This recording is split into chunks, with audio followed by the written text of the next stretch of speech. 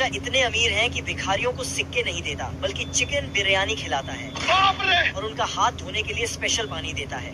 बच्चों के लिए बीच शहर में आइसक्रीम का पहाड़ खड़ा कर देता है।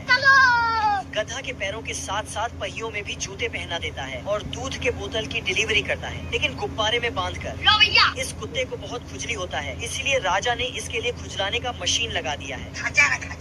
इस कंगारू के बच्चे को धूप लग जाता है तो छतरी लगा देता है। ये 3 बतख आराम से बेड पर सोया था, तभी अलार्म बजता है और वहीं पर नहाने लगता है।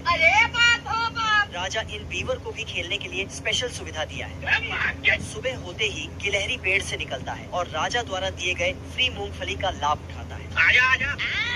यहाँ के रानी गरीबों पर धन की बारिश करती है।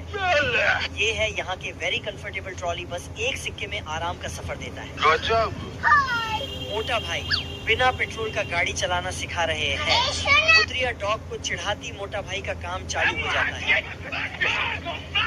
साला इधर ट्रेवल के साथ साथ जिम भी हो जाता है, वो भी एक नहीं कई वैरायटी में। अब देख तू, ये बच्चे उछलते कूदते स्कूल जाते हैं।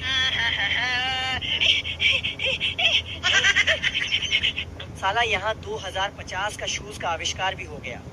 चलते चलते पढ़ो, गिरने का चांस ही नहीं। सॉरी।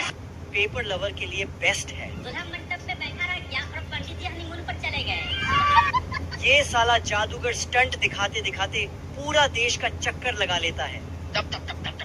लेबर मिश्री के लिए ये आविष्कार कैसा है? बेकार है भैया, मैं तो टूट गया। ये गोदी टेनिस बॉल के साथ ही चलता है। ब्रेक कैसे मारता है यही मैं भी सोच रहा हूँ। सब्सक्राइब करोड़ो मेरी जान।